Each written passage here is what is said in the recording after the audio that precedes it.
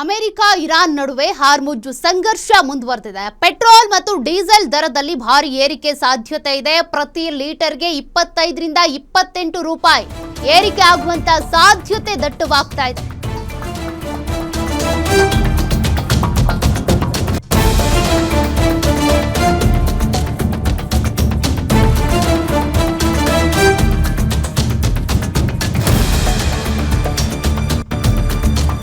ಹಾಗಾದ್ರೆ ಪಂಚರಾಜ್ಯ ಚುನಾವಣೆಯ ಬಳಿಕ ಪೆಟ್ರೋಲ್ ದರ ಏರಿಕೆ ಆಗುವಂತ ಸಾಧ್ಯತೆನಾ? ಪೆಟ್ರೋಲ್ ದರ ಏರಿಕೆ ಆಗ್ಬಿಡುತ್ತಾ?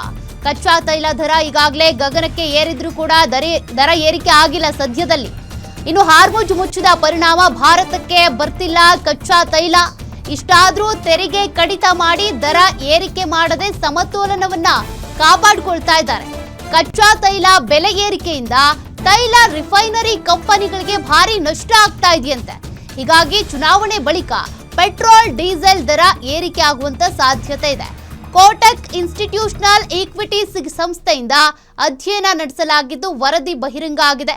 ಆ ಅಧ್ಯಯನ ವರದಿಯಲ್ಲಿ ದೇಶದ ಜನರಿಗೆ ಶಾಕಿಂಗ್ ಸುದ್ದಿ ಎದುರಾಗಿದೆ.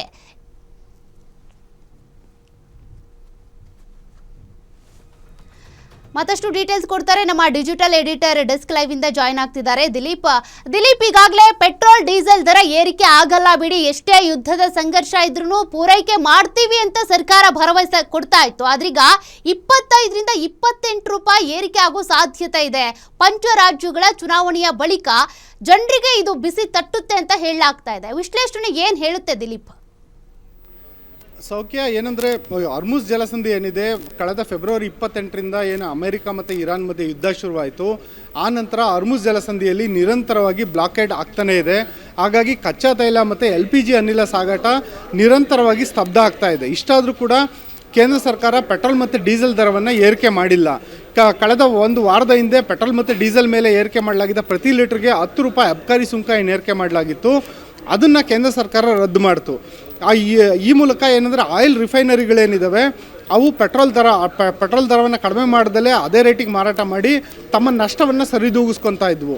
ಈಗ ಕೇಂದ್ರ ಸರ್ಕಾರ ಈ ಒಂದು ನಡೆಯನ್ನು ಯಾಕೆ ಅನುಸರಿಸ್ತು ಅನ್ನೋದಕ್ಕೆ ವಿಶ್ಲೇಷಣೆ ಏನಂದರೆ, ಪಂಚರಾಜ್ಯ ಚುನಾವಣೆ ನಡೀತಿರೋ ಹಿನ್ನೆಲೆಯಲ್ಲಿ ಈಗ ಏನಾದರೂ ಪೆಟ್ರೋಲ್ ಮತ್ತು ಡೀಸೆಲ್ ದರ ಏರಿಕೆ ಮಾಡಿದ್ರೆ ಅದು ಚುನಾವಣೆ ಮೇಲೆ ಪರಿಣಾಮ ಬೀರ್ಬೋದು ಅನ್ನೋ ಕಾರಣಕ್ಕೆ, ಮತ್ತು BJPಗೆ ಬರೋ ಮತಗಳ ನಷ್ಟ ಆಗ್ಬೋದು, NDAಗೆ ಬರೋ ಮತಗಳ ನಷ್ಟ ಆಗ್ಬೋದು ಅನ್ನೋ ಕಾರಣಕ್ಕೆ ಕೇಂದ್ರ ಸರ್ಕಾರ ದರ ಏರಿಕೆ ಮಾಡ್ತಿಲ್ಲ ಅನ್ನೋ ವಿಶ್ಲೇಷಣೆ ಕೇಳಿಬರ್ತಾ ಇದೆ. ಆದರೆ ಇದೇ ಒಂದು ಏಪ್ರಿಲ್ 29ನೇ ತಾರೀಕು ಕೊನೆ ಹಂತದ ಮತದಾನ ಪ್ರಕ್ರಿಯೆ ಮುಗಿಯುತ್ತೆ.